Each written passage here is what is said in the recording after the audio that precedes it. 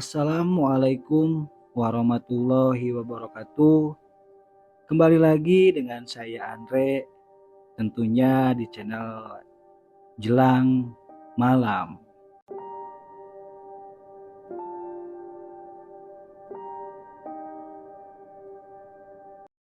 Aku pun dengan Bang Jack bersepakat menghampiri rumah Bu Sarah. Ya, kondisinya memang cekam sekali malam ini. Akan tetapi, dengan hanya jarak beberapa meter saja, terdengar suara teriakan di blok sebelah. Ya betul, teriakan dari salah satu rumah, tepatnya rumah Pak Burhan. Maling, maling, maling, rampok. Sontak Bang Jack dan aku langsung berhenti dan terdiam, memastikan bahwa benar itu adalah teriakan dari salah satu warga.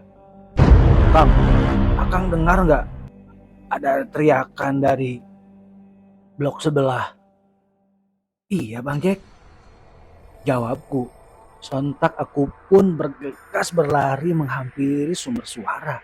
Yang jelas samar-samar terdengar suara itu berasal dari rumah Pak Burhan. Ya betul, Pak Burhan adalah salah satu pengusaha terkaya di kota ini. Bang Jack pun mengekor di belakangku.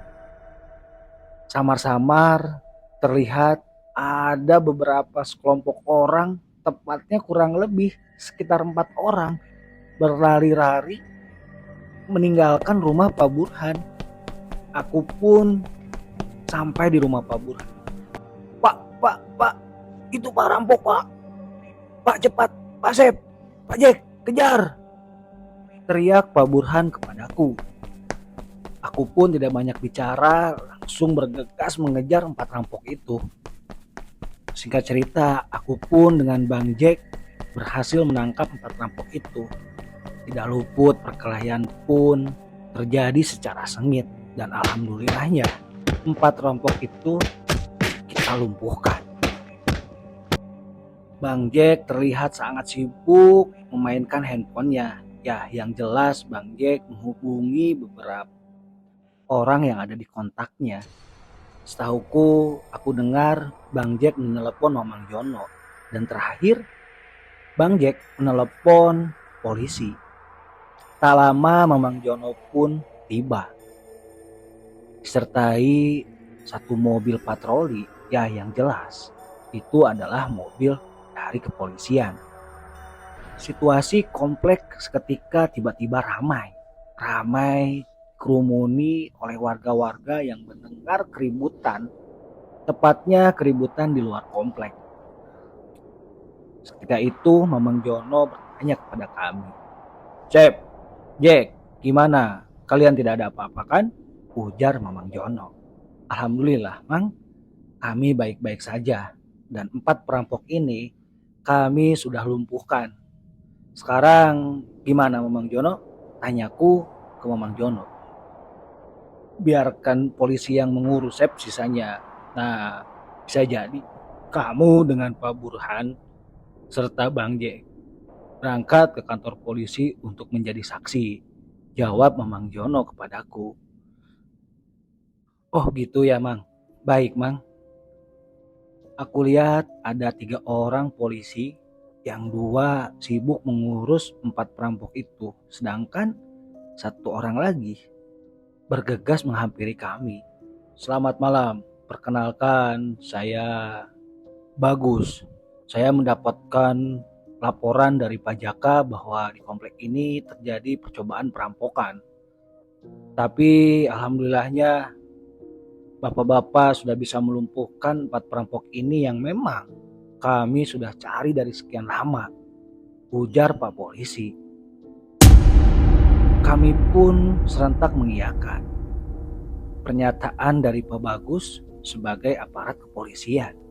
"Baik, Pak Burhan, Pak Asep, Pak Jaka, ikut ke kantor polisi untuk dimintai keterangan sebagai saksi," ujar Pak Polisi. Kami pun bertiga bergegas langsung berangkat ke kantor polisi. Tak henti-hentinya di perjalanan Pak Burhan mengucapkan terima kasih kepadaku dengan Bang Jack. Singkat cerita, kantor polisi pun urusan sudah selesai. Alhamdulillah, 4 rampok yang mencoba perampokan di rumah Pak Burhan pun sudah mempertanggungjawabkan perbuatannya, yaitu mendekam di sel penjara.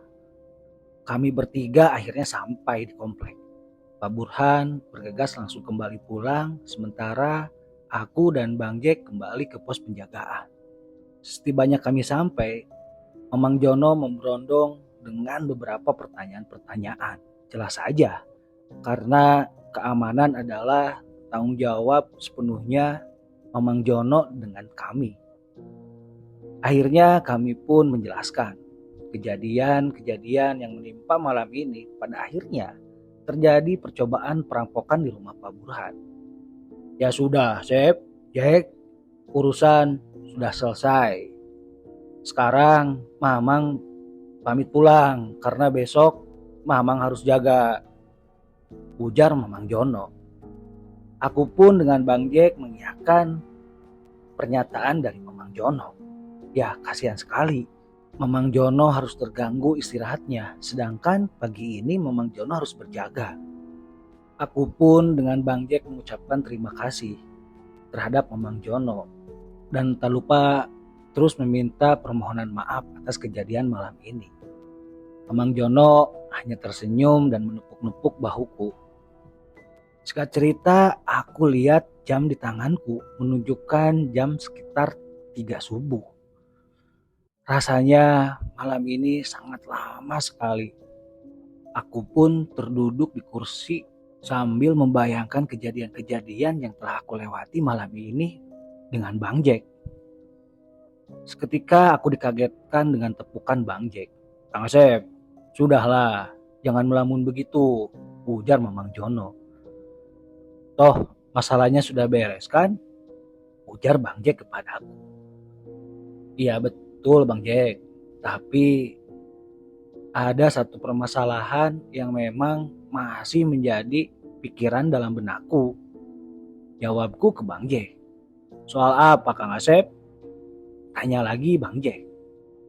Soal Bu Sarah Bang Jack, jawabku. Seketika Bang Jack pun terdiam. Ya memang kejadiannya bertepatan dengan kemunculan sosok putih di rumah Bu Sarah pada waktu malam itu.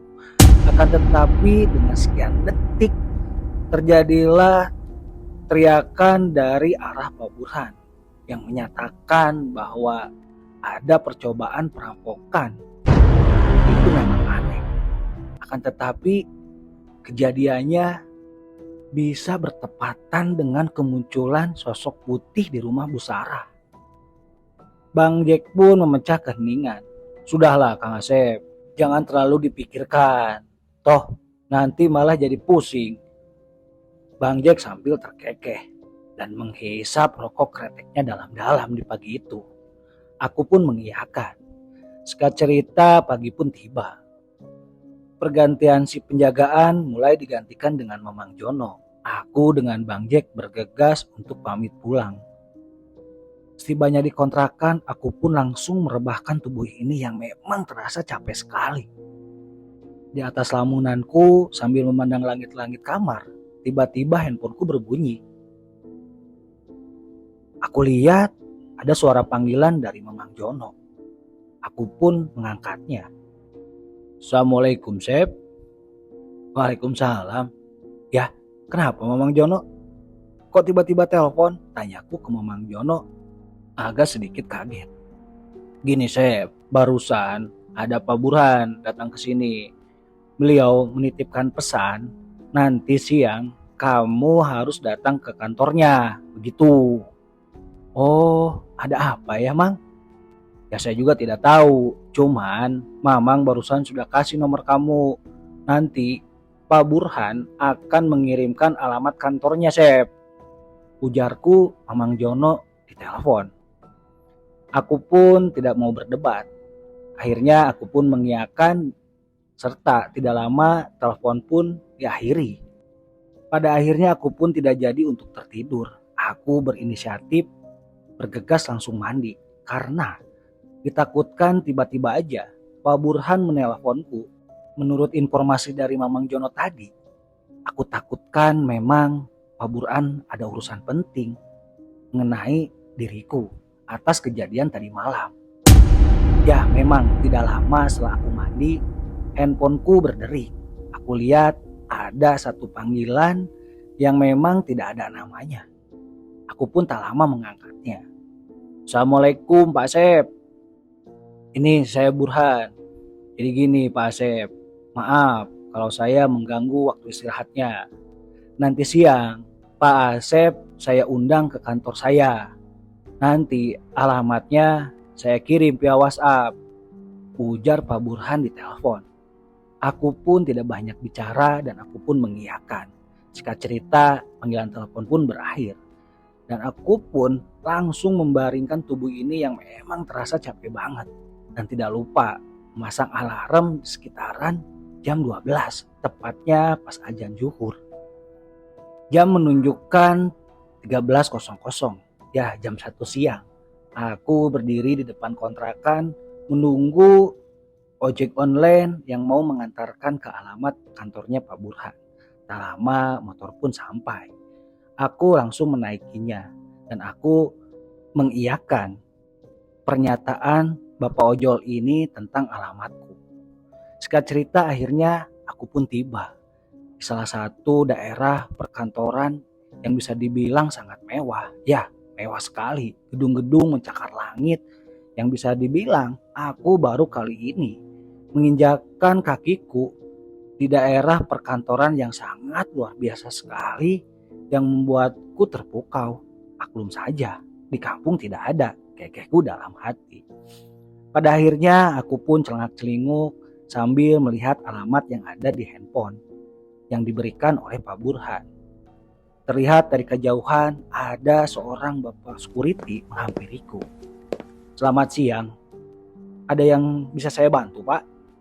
Oh siang Pak, apa betul ini alamat yang saya tuju Pak?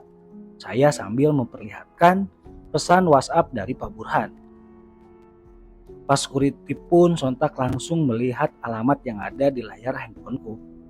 Oh iya betul Pak, ini alamatnya. Bapak mau ketemu siapa? Tanya Pak security. Saya diundang sama Pak Burhan Pak untuk datang ke kantornya siang ini. Oh Pak Burhan, sontak agak sedikit kaget si bapak itu. Baik, ayo Pak ikuti saya. Akhirnya aku pun mengekor di belakang bapak security itu. Singkat cerita aku berada di ruangan yang bisa dibilang sangat mewah. Ya aku baca ternyata ini adalah lobi. Aku lihat pas security itu sedang menelpon. Bisa saja dia sedang mengkonfirmasi ke Pak Burhan bahwa kedatanganku sudah tiba. Tak lama pas security itu menghampiriku dan langsung menjulurkan tangannya. Pak, perkenalkan saya Iqbal, penjaga security kantornya Pak Burhan. Oh iya Pak, saya Asep Pak. Saya kebetulan penjaga keamanan di kompleknya Pak Burhan Pak, ujarku ke Pak Iqbal. Oh begitu. Ya udah, sekarang Pak Asep ikut saya ya, ujar Pak Iqbal. Aku pun segera mengekor di belakang Pak Iqbal.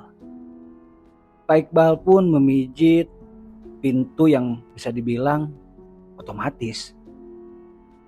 Oh, ini mungkin yang dinamakan lift, ujarku dalam hati sambil terkekeh. Maklum dari kampung.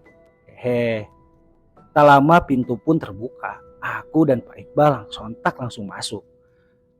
Seketika Pak Iqbal memijit nomor, ya aku perhatikan nomor 5.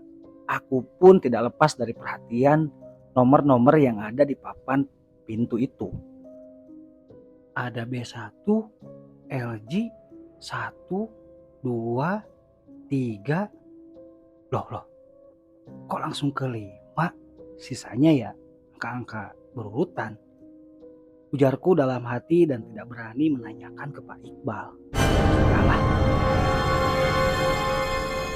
Singkat cerita lift pun terbuka. Ya benar, menunjukkan di papan atas pintu itu angka 5, berarti ini di lantai 5. Sontak Pak Iqbal pun langsung bergegas keluar, aku pun mengekor di belakangnya.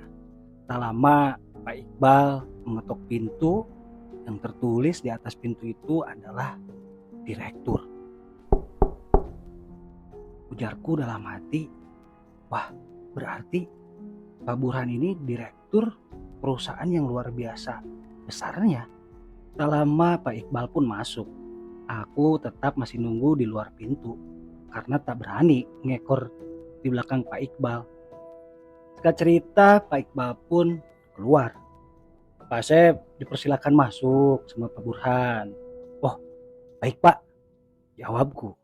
Aku pun mengetuk pintu dan bergegas mengucapkan salam sambil memasuki ruangan Pak Iqbal. Ya, ruangan Pak Direktur. Silakan Pak Asep, ujar Pak Burhan. Langsung menyambut kedatanganku dengan menyodorkan tangannya. Sontak aku pun menjabat tangan Pak Burhan. Silakan Pak Asep duduk. Gimana tadi perjalanannya Pak Asep? Gampang kan? Aku pun langsung terduduk dan langsung menjawab pertanyaan Pak Burhan. Oh iya Pak Burhan, gampang sekali. Sambil aku terkekeh. Soalnya saya kesini pakai ojek online. Ujarku ke Pak Burhan sambil tersenyum. Oh begitu Pak Asep. Baik, kita mulai aja pembicaraannya. Jadi saya sengaja mengundang Pak Asep ke sini. Ada sesuatu yang memang saya mau bicarakan. Ujar Pak Burhan. Aku pun hanya mengangguk-angguk, tidak berani menimpal pembicaraan Pak Burhan. Karena aku benar-benar pengen menyimak apa yang akan dilontarkan sama Pak Burhan. Jadi begini, pertama saya ucapkan terima kasih buat Pak Asep dan Pak Jaka. Tentunya kalau tidak ada kalian berdua, bisa jadi rumah saya dibobol sama rampok. Kekeh Pak Burhan. Aku pun hanya tersenyum karena melihat raut Pak Burhan akan menyamar lagi pembicaraannya. Baik, yang kedua, jadi begini Pak Asep. Kebetulan di kantor saya ini kekurangan tenaga kerja, khususnya buat bagian keamanan, yaitu security. Nah, Pak Iqbal itu dulunya dia punya partner, jadi satu shiftnya berdua. Total di sini itu security ada 4. Jadi dibagi 2 shift, ujar Pak Burhan menjelaskan kepadaku. Nah, jadi saya ada itikat baik menawarkan pekerjaan ini ke Pak Asep. Gimana Pak Asep? Tanya Pak Burhan. Aku pun tidak langsung menjawab, malahan aku hanya mengerutkan dahi, pertanda aku kebingungan. Maaf Pak, apa betul tawaran tadi untuk saya? Tanyaku ke Pak Burhan. Pak Burhan pun tidak menjawab, dia hanya mengangguk-angguk kepalanya dan tersenyum. Sebelumnya terima kasih Pak, saya ucapkan ke Pak Burhan atas penawaran Bapak yang ditawarkan ke saya, ujarku ke Pak Burhan. Kan tetapi Pak, ini saya akan bicarakan dulu Pak ke Pak Jono, karena beliaulah Pak saya berada di kota ini, ujarku ke Pak Burhan. Sontak Pak Burhan pun langsung merespon jawabanku. Tenang saja Pak Asep, saya akan beri waktu 1 minggu supaya Pak Asep bisa siap-siap atau memutuskan atas tawaran saya barusan. Gimana? Ujar Pak Burhan kepadaku. Aku pun mengiyakan. Baik Pak, singkat cerita aku dengan Pak Burhan dilanjut dengan perbincangan yang bisa dibilang standar.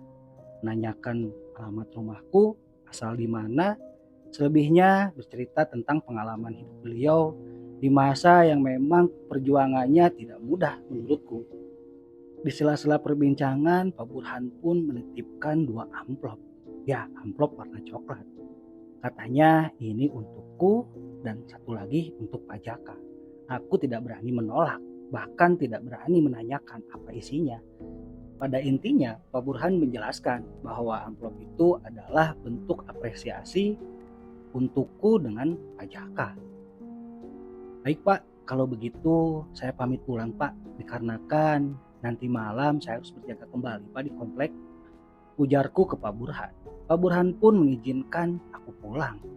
Singkat cerita, aku kembali ke kontrakan dengan menggunakan ojek online lagi. Ketika sampai di kontrakan, aku langsung merebahkan diri ini yang memang terasa capek banget. Ya, benar, capek sekali. Singkat cerita, aku pun terlelap. Pada akhirnya aku terbangun sekitar jam setengah empat sore. Aku pun bergegas mandi, menunaikan kewajiban yaitu sholat asar. Langsung aku pun siap-siap pergi ke komplek untuk berjaga kembali. Seperti aktivitas sehari-hari yang memang itu sudah menjadi kewajiban tugasku. Singkat cerita, aku pun sampai di pos penjagaan komplek. Terlihat Mamang Jono sedang duduk di kursi panjang yang ada di depan pos. Assalamualaikum, Mang. Jarku ke Mamang Jono. Waalaikumsalam, Sep. Gimana? Tadi jadi nggak ke kantornya Pak Burhan? Tanya Mamang Jono. Sontak aku pun menjawab. Jadilah, Mang. Alhamdulillah. Ada sedikit yang memang saya mau bicarakan sama Mamang. Ujarku ke Mamang Jono. Ada apa, Sep? Bicara aja ke Mamang. Ujar Mamang Jono kepadaku. Jadi begini, Mang Jono. Tadi ketika siang, aku pergi ke kantor Pak Burhan. Ternyata aku tuh ditawarkan sebagai karyawannya beliau. Ya, karyawan security di kantornya. Jujur aja, Mang, saya bingung. Ujarku ke Mamang Jono. Mang Jono belum masih merespon. Ia hanya mengangguk-ngangguk menunggu pernyataanku selanjutnya. Di sisi lain, jujur saja, Mang, saya sudah betah di sini. Ujar lagi pernyataanku ke Mamang Jono. Akhirnya Mamang Jono pun merespon. Alhamdulillah, Sep. Lah, kamu harusnya ambil penawaran dari Pak Burhan. Siapa tahu setelah kamu di sana, kamu semakin punya prestasi. Ujar Mamang Jono kepadaku. Saya yakin Abah pasti setuju, Sep. Kalaupun tak setuju, nanti Mamang bantu supaya Abah mengizinkan kamu kerja di kantornya Pak Burhan. Ujar Mamang Jono kepadaku. Sesekali aku melihat wajahnya Mamang Jono. Ya, merautkan wajah kesenangan, alias Mamang Jono merasa senang ketika mendengar kabar dariku. Ya sudah, Sep, begini saja. Nanti besok lusa kamu ambil cuti saja di sini. Kamu lebih baik pulang dulu dan langsung bicarakan perihal ini ke abah kamu, ujar Mamang Jono. Aku pun sontak mengangguk menyatakan setuju apa yang disarankan Mamang Jono. Ya sudah, kalau begitu Mamang siap-siap dulu buat pulang. Jangan lupa, ini malam Jumat. Si Jaka, kamu sama si Jaka lebih hati-hati lagi. Bukan masalah orang, tapi dari hal-hal yang bisa dibilang di luar nalar. Kontak aku pun mengurutkan dahi. Maksudnya apa? Kenapa tiba-tiba Mamang Jono mengingatkanku perihal makhluk astral atau makhluk di luar nalar dalam hati? Baik, Mang. Insya Allah. Singkat cerita, Mamang Jono pun pamit pulang. Dan beberapa menit kemudian, Bang Jack pun datang. Assalamualaikum, Kang Asep. Wah, seger sekali nih, ujar Bang Jack. Waalaikumsalam, Bang, jawabku. Pada akhirnya, aku dan Bang Jack seperti biasa, ngobrol pembagian tugas nanti malam. Tentunya ini malam yang memang ditakutkan atau malam yang dihindari oleh Bang Jack. Kekehku sambil tersenyum. Wah, jangan begitu Kang Asep. Dasar kamu mah. Timpal Bang Jack sambil sesekali Bang Jack denganku melihat CCTV yang ada di layar monitor. Astagfirullah, saya hampir lupa, Bang, ujarku ke Bang Jack. Apa, Kang? Suka bikin tiba-tiba kaget saya aja, ujar Bang Jack. Ini ada amplop titipan dari Pak Burhan. Kebetulan tadi siang saya mengunjungi kantor Pak Burhan, ujarku ke Bang Jack. Buset dah, apa ini Kang Asep? Bau-baunya sepertinya uang. Bang Jack terkekeh. Wah, Bang Jack bisa aja. Ya, kalaupun memang benar, alhamdulillah lah Bang. Berarti ini rezeki kita. Sahutku ke Bang Jack. Jujur saja, aku pun dikasih Bang. Cuman saya lupa. Tadi ketika sampai kontrakan, saya langsung tertidur. Badan terasa capek banget. Pada akhirnya aku dan Bang Jack membuka isi amplop yang diberikan tadi siang dari Pak Burhan. Dan alhamdulillahnya ternyata memang benar isinya ternyata uang yang agak lumayan banyak. Bisa dibilang cukup banyak menurutku. Wah Bang Jack, alhamdulillah ternyata Pak Burhan kasih kita uang. Sautku sambil aku pun kegirangan. Bang Jack pun memperlihatkan wajah yang memang sangat senang. Alhamdulillah Kang Asep, betul kan apa kata saya? Hehehe. Singkat cerita, malam pun semakin larut. Betul saja, aku lihat jam di tanganku menunjukkan pukul jam 9 malam. Suasana komplek malam ini diguyur hujan agak sedikit deras. Wah, memang apa yang dikatakan Mamang Jono bisa jadi malam ini mencekam, ujarku dalam hati. Pada malam itu seperti biasa, Bang Jack mendapatkan tugas awal untuk keliling komplek. Dan aku memang sengaja, aku pengen keliling di jam malam, yaitu sekitar 11-12 malam. Memang sengaja. Karena kan aku masih penasaran dengan sosok Bu Sarah.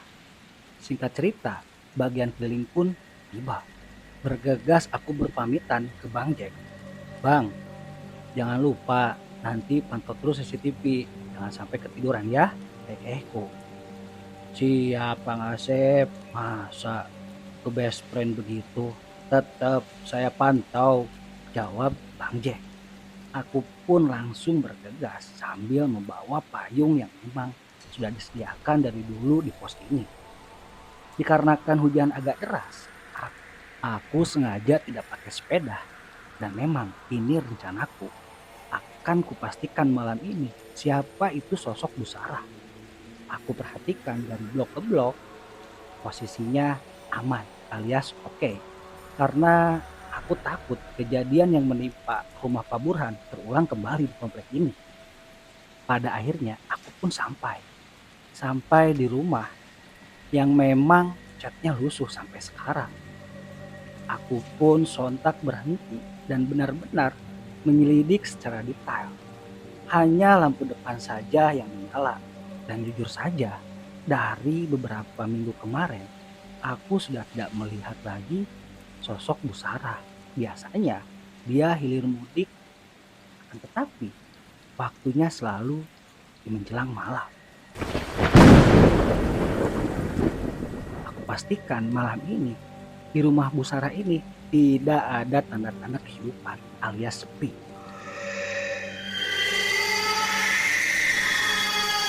Aku pun berpikir apa memang benar apa yang dikatakan Bang Jack. Tapi bodohnya aku selama berbulan-bulan ini tidak pernah mengkonfirmasi ke Mamang Jono. Padahal beliaulah orang yang sudah lama atau orang pertama yang berada dan menjaga komplek ini. Bahkan dari awal pembangunan pun Mamang Jono katanya sudah bertugas di komplek ini. Kurang lebih sekitar 10 menit aku masih terdiam berdiri memperhatikan rumah sosok Bu Sarah ini. Dan memang benar tidak ada tanda-tanda kehidupan. Aku pun berpikir, ya sudahlah, sepertinya apa yang dibicarakan Bang Jack itu memang benar, ujarku dalam hati. Singkat cerita, aku pun pergi. Akan tetapi, ketika baru beberapa langkah, aku mendengar suara pagar Bu Sarah terbuka. Sontak aku pun kaget. Benar-benar kaget.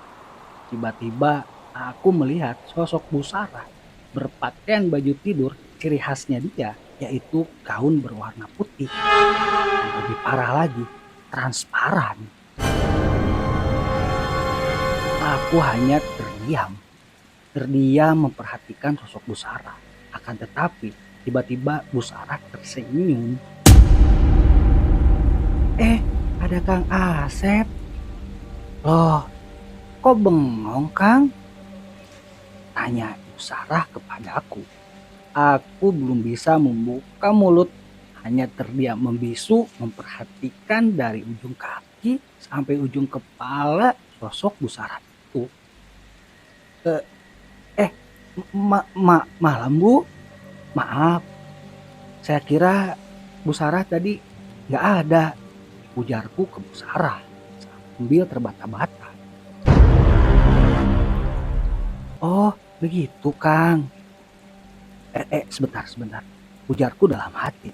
Kenapa Bu Sarah ini panggil-panggilanku Akang? Padahal jujur saja, sedari dulu Bu Sarah itu selalu memanggilku dengan sebutan Pak Asep. Betul, Pak Asep. Akan tetapi hal itu tidak aku pertanyakan, hanya cukup dalam hati saja. Oh, ada kok. Cuman beberapa minggu ini saya agak kurang enak badan Kang Asep, ujarnya kepada aku. Oh begitu ya Bu. Loh, lantas Ibu mau kemana malam-malam gini? Tanyaku ke Bu Sarah. Mau kunci gerbang pintu. Tadi saya lupa. Sebelum tidur saya ingat-ingat belum mengunci gerbang pintu depan, ujar Bu Sarah kepadaku. Akan tetapi ada yang aneh. Benar, ada yang aneh. Gelagat Bu Sarah malam ini begitu menggoda yang mengakibatkan hasrat kelelakianku membara. Ya bagaimana tidak dengan sosok Bu Sarah yang dengan berparas cantik, dengan bodi aduhai, hanya menggunakan baju tidur berwarna putih transparan. Oh baik Bu, kalau begitu saya izin pamit ya Bu ya. Soalnya saya harus berkeliling lagi Bu, memastikan supaya komplek ini aman Bu, ujarku ke Bu Sarah. Akan tetapi tiba-tiba Bu Sarah memanggilku lagi. Kang, sebentar, mampir dululah ke rumah. Kebetulan kemarin ada saudara berkunjung ke rumah saya, memberikan banyak banget oleh-oleh.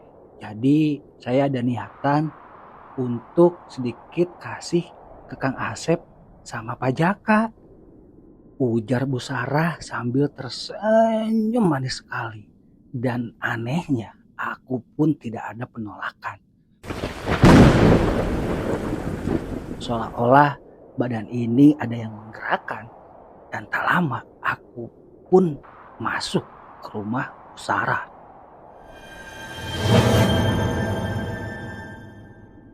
Singkat cerita, aku duduk di sofa yang begitu bagus, yang dibalut dengan busana kulit yang berwarna coklat. Ya, aku ingat sekali berwarna coklat.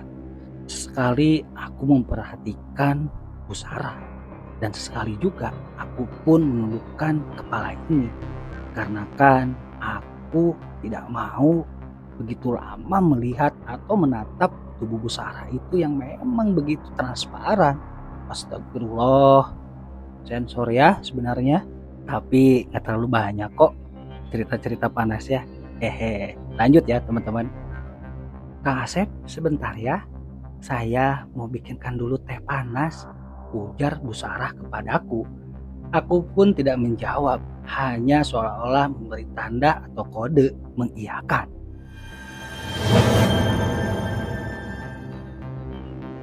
Tak lama Bu Sarah pun menghampiriku dan memberikan secangkir teh panas.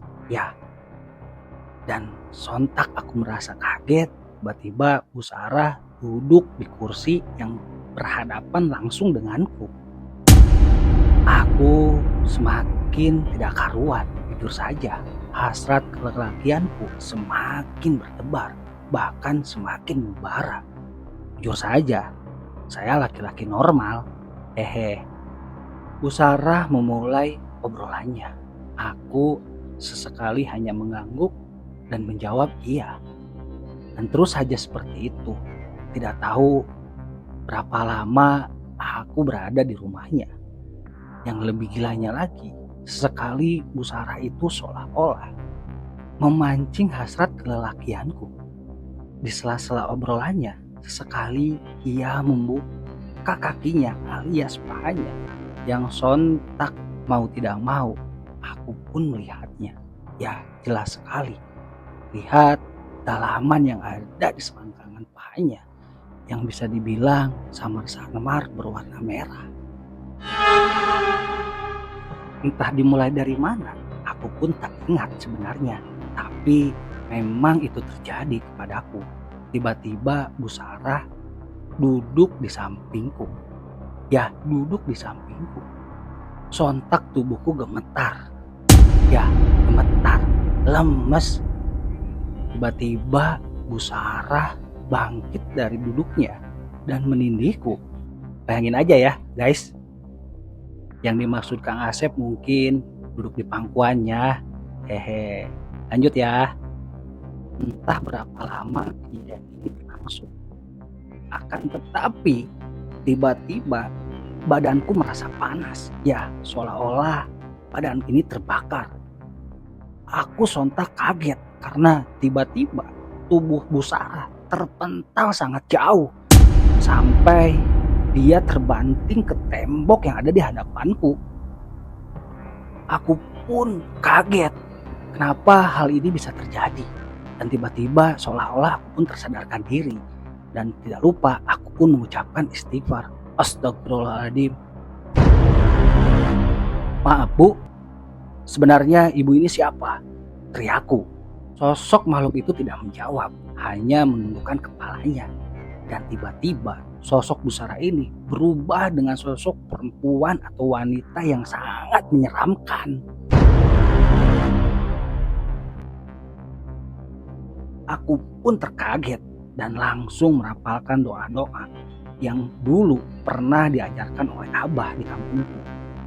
Akan tetapi sosok perempuan ini tidak menggubrisnya. Bahkan jujur aja, aku pun semakin panik.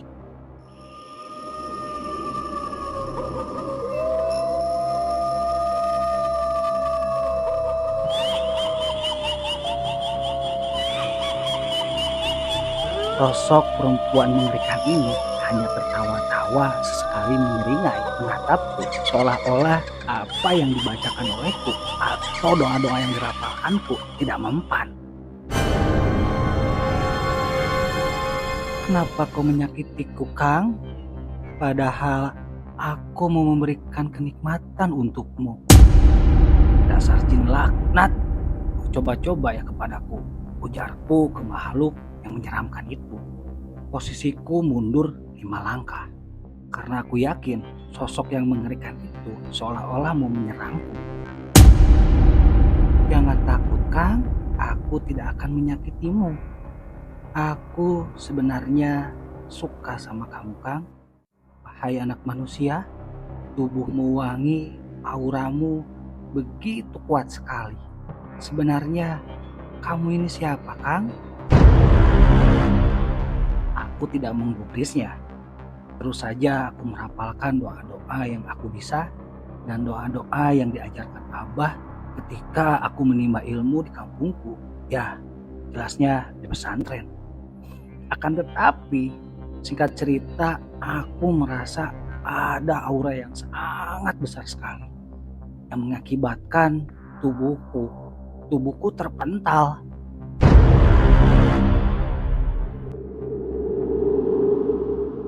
Aku sontak terkaget dan badanku seolah-olah terkunci. Aku mulai merasakan keluar cairan yang bisa dibilang cairan darah dalam bibirku. Sebagai informasi ya teman-teman, ketika aku bacain ini ya, bawain ini, tiba-tiba lampu di rumahku ya mati ya. Tapi alhamdulillah ada nyala lagi. Ya serem juga. Lanjut ya.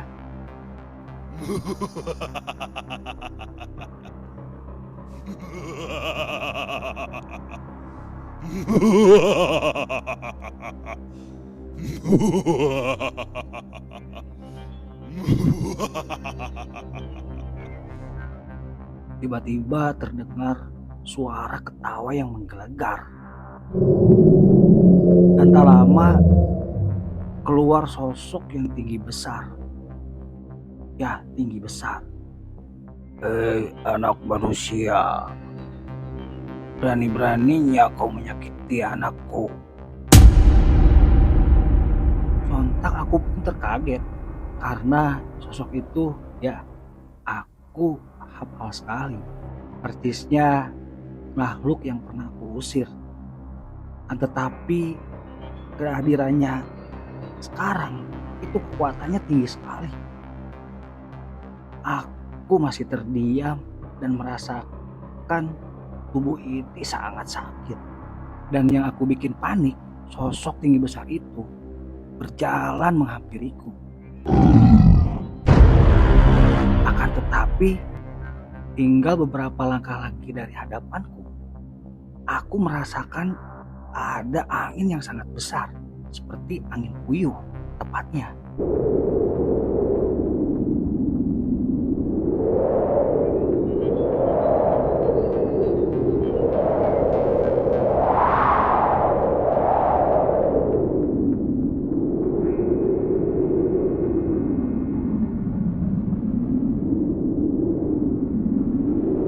Dan tak lama keluar sosok bayangan putih yang sangat bercahaya.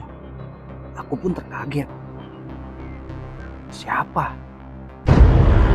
Hei, berani-beraninya pada keturunanku, ucap sosok kakek tua yang dilengkapi dengan sorban dan berjubah putih. Aku pun kaget dengan adanya angin yang sangat kencang dan sosok kakek tua yang berjubah putih. Siapa gerangan kau? Berani-beraninya menampakkan diri di hadapanku.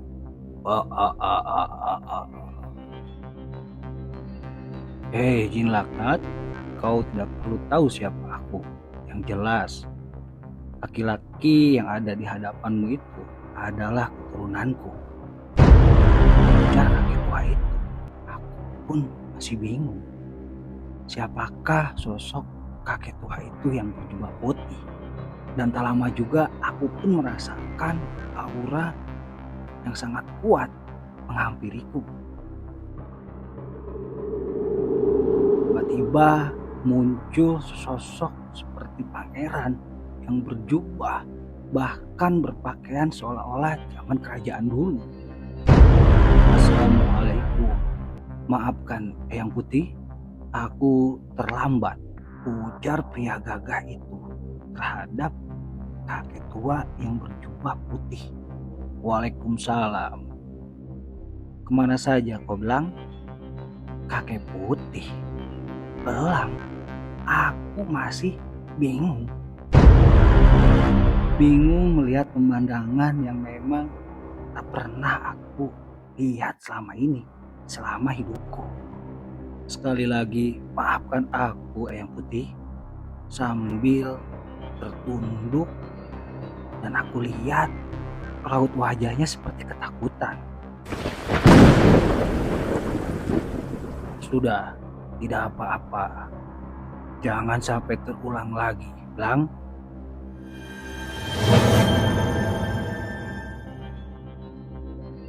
Ujar sosok sang kakek berjubah putih terhadap laki-laki yang gagah itu, yang dipanggilnya Belang. Hei, jin laknat, kau sepantasnya berhadapan denganku.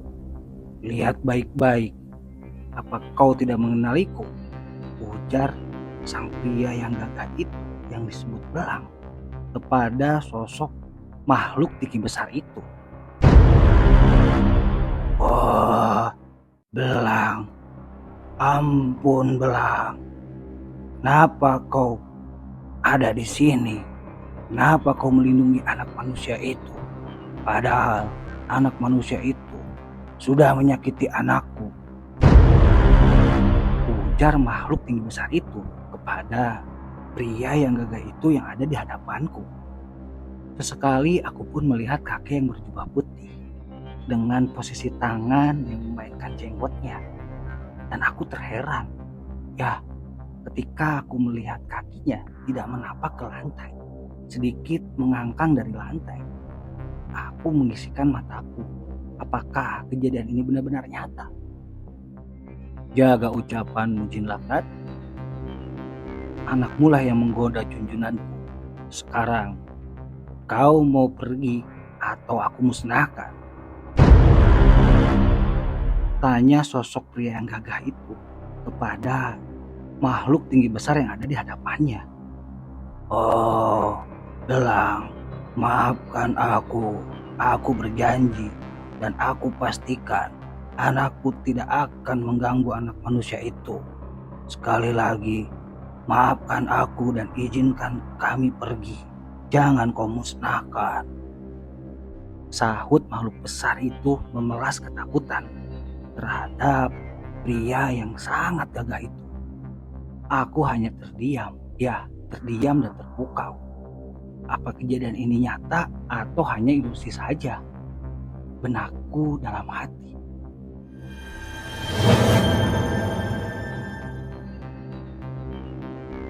Singkat cerita, keluarlah asap yang sangat tebal. Asap yang begitu tebal di hadapanku. Dan ternyata sekian detik makhluk besar itu dan sosok busara itu, bisa dibilang makhluk perempuan yang menyeramkan itu hilang. Aku pun lega. Setidaknya sudah tidak ada makhluk yang menyeramkan di hadapanku. Akan tetapi aku masih bingung dengan sosok kakek berjubah putih dan pria gagah selayak panglima pada zaman perang. Perlahan aku pun berdiri. Jelas aku berdiri sambil memegang dadaku yang sakit. Tiba-tiba saja lelaki yang gagah ini berjalan menghampiriku. Maafkan Den, saya terlambat menolong Aden. Perkenalkan, saya Panglima Belang.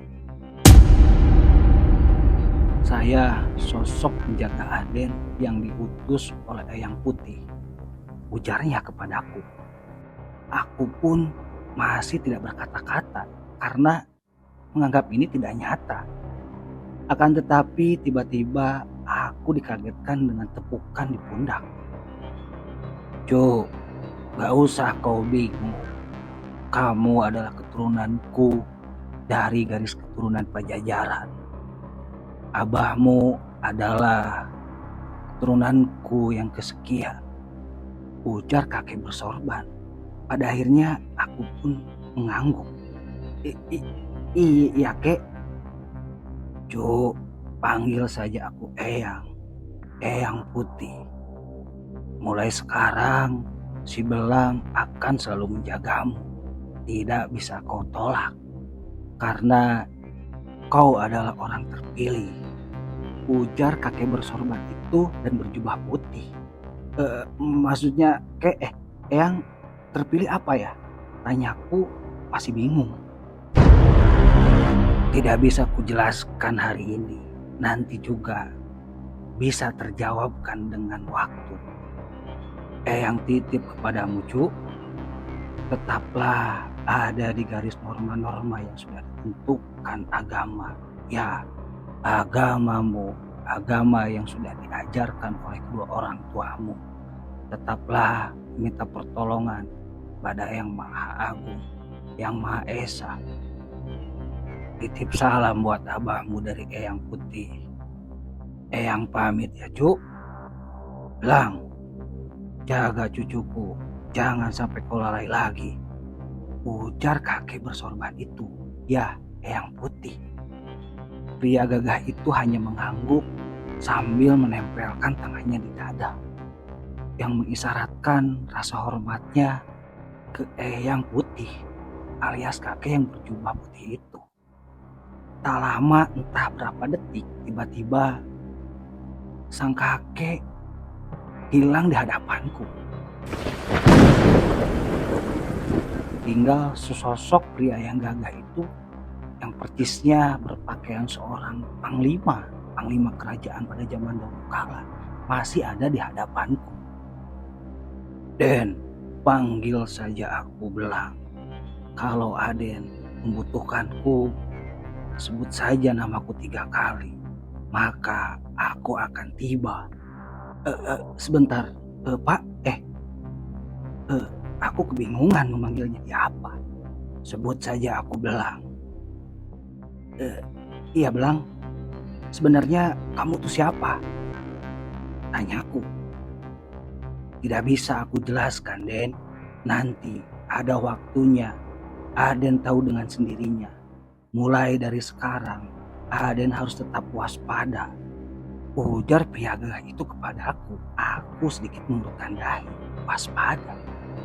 Kenapa pria gagah itu mengingatkanku untuk lebih waspada lagi? Den, izinkan aku menyembuhkan lukamu. Baik Belang. Sontak aku terkaget, tiba-tiba si Belang menghilang di hadapanku dan berada di belakangku.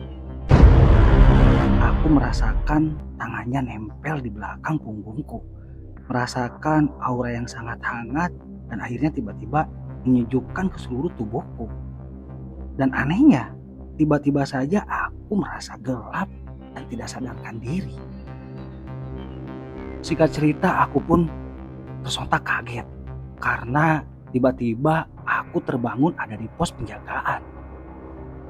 Ketika aku lihat samar-samar ada Mamang Jono dan Bang Jack terduduk seperti orang kebingungan. Alhamdulillah Sep, alhamdulillah dah.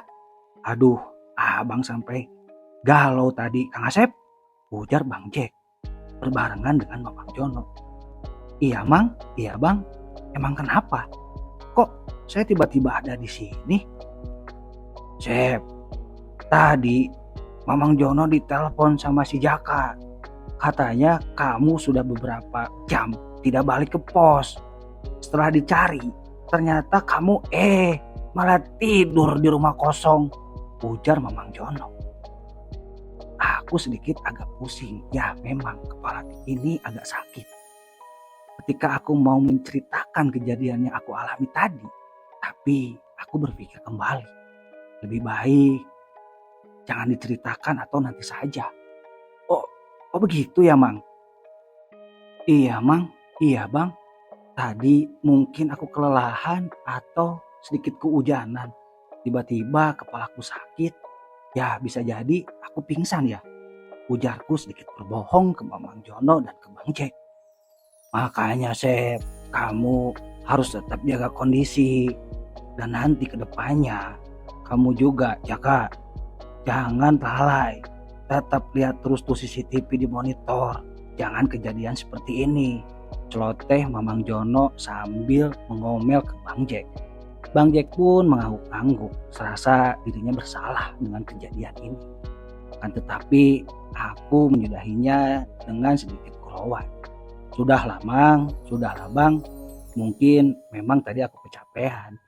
Jadi maaf, dengan kejadian ini saya jadi merepotkan Mamang Jono sama Bang Jack, ujarku ke mereka berdua. Singkat cerita, Mamang Jono pun pamit pulang karena sudah memastikan kondisiku sudah normal alias sudah tidak apa-apa lagi.